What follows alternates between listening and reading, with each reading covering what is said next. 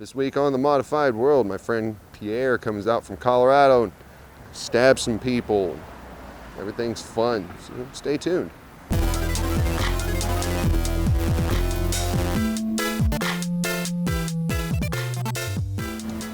Welcome to The Modified World, web show about body modification. People who do it, people get it, why it matters. I'm your host, I'm JC Potts. I work at Pangea Piercing, it's pretty rad. Anyway, enough with all the pleasantries and niceties and stuff. So, my friend Pierre came out. You know, if you've been watching for a while, you know Pierre.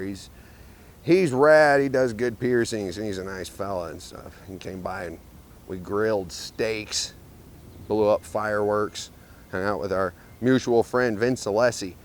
Vinny's a really interesting fella. He made the Forbes 30 under 30 list, and I think he got his first patent when he was 15. He's fairly sharp individual. One of my favorite people, actually.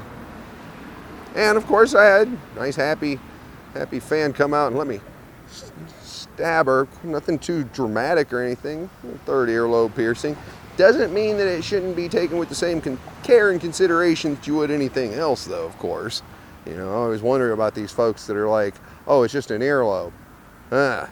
Well, you know, it's still attached to your body. I never understood the mindset of how there's different rules, different laws, different things that you would expect for an earlobe versus anything else. It doesn't seem to make sense.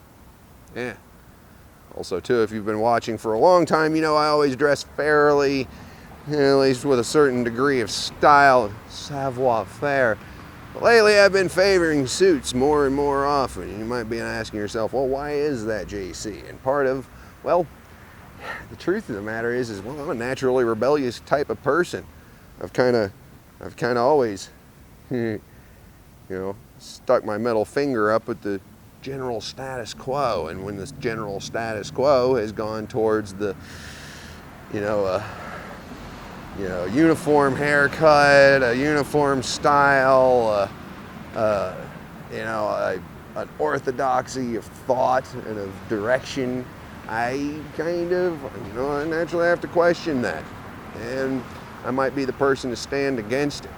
And we're exist in a world where basically everything is permissible and nothing is good, and virtue is considered to be something to be scorned, and having a moral compass is for suckers, and it's basically just a giant hedonistic kind of consumerist circle jerk where we all tell each other pleasant lies to keep it all propped up for our phony baloney jobs and money. Ugh, kind of makes me go kind of cringe a little bit. And so, of course, the only way to visually kind of protest that is a certain degree of tradition and respect for, more time-honored things and styles and all that good stuff. Plus, I do everything I can to try to buy things that are made in the most ethical of manners, I mean, virtually everything I'm wearing actually was made in Italy, actually. And everything I can 100% say that there wasn't any, there wasn't any third world people exploited to make any of the stuff I'm wearing. The suit comes from Italy, and it's made from Italian wool. The shirt is actually from Italy, too. The tie is older than you and me put together. The hat actually was made in New York City. My shoes were made in Maine. They last forever, too, pretty much, or at least for the few thousand days or however long I have left. So, I think it's about choices and the choices you make, And there's a way that you can kind of, I don't know, we've always been about, in the body modification world, about standing against the cultural norms or whatever, to a certain extent. And I guess I'm just carrying on that rich tradition, albeit in perhaps a different way. Well, that was my show this week. Hope you enjoyed it, learned something, possibly even remotely entertained. I do this all the time, so you probably should subscribe turn on those little notifications or whatever. Get on the email list or something. You wouldn't want to be left out of the fun.